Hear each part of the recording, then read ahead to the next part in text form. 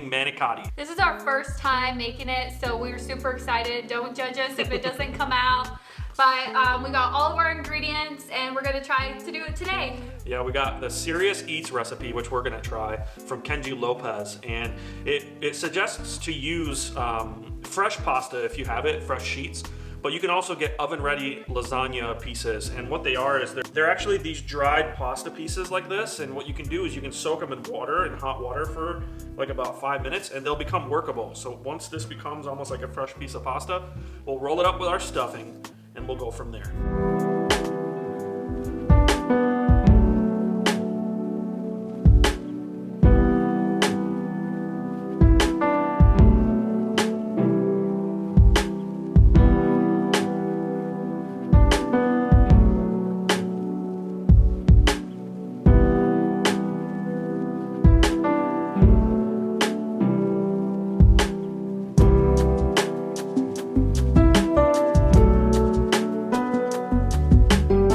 Alright guys, looks like our pasta is all done. It looks like it's ready to go. It came out pretty cool. What do you think? Yeah, it came out pretty well. It's gonna roll really nice. Yeah, the only thing is that we had to wait a little bit longer. It was calling for 5 minutes, but it definitely needed a little bit longer. We added like 3 more minutes to the timer. So it was like a total of 8 minutes, yeah. Right? And then I think what we did is we salted it too. It might have even been that our casserole dish was like pretty cold, so maybe it sort of soaked up some of the heat. Overall though, these look pretty cool, and I think once they're in the sauce and they cook down, they're gonna be really nice. Now we're gonna start doing our filling. So it looks like in the Serious Eats recipe, it tells us to cook down some spinach. And usually you do that so that you can get the water out. You can sort of squeeze it out and help it leave the spinach. We're using frozen spinach. And a lot of the water already is almost out of this because during the freezing process, all the cells in the spinach break. And what happens is a lot of the water leaves. So we're actually gonna use our hands here and we're gonna squeeze it out.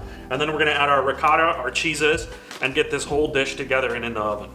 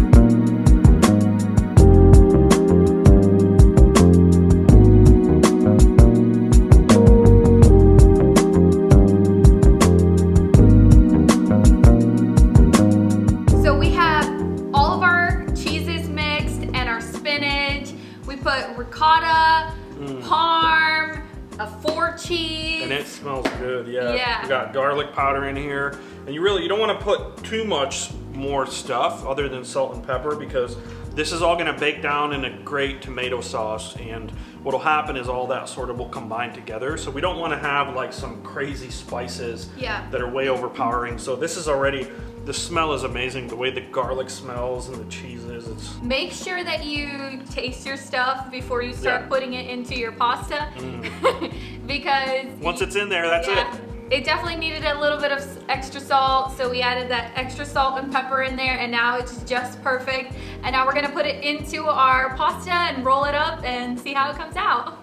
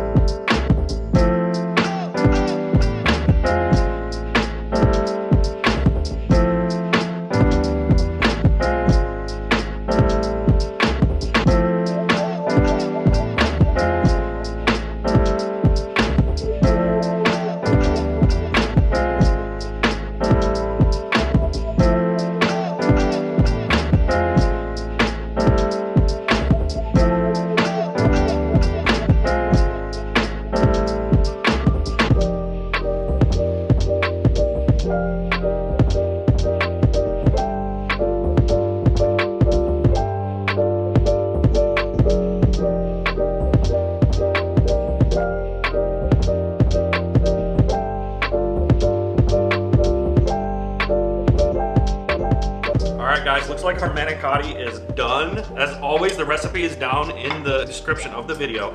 We used the Serious Eats recipe, and I think it came out pretty good. What do you think? Yeah, I'm really excited to taste it out. Did you have a hard time rolling these up or anything, or? Yes, the recipe called for 3 tablespoons of it. I think it was way too much. Yeah, I was thinking like, oh, Yeah. it's gonna be nothing. It's gonna be easy. That's a perfect amount. No. Yeah. So I kind of just did 1 tablespoon and 1/2 of a teaspoon kind of thing, and just really messed around with it. The smell is amazing though, yeah, right? it came out really, really goodness. well. It definitely looks really good, and Yeah. I can't wait to dig into it. Let's do it.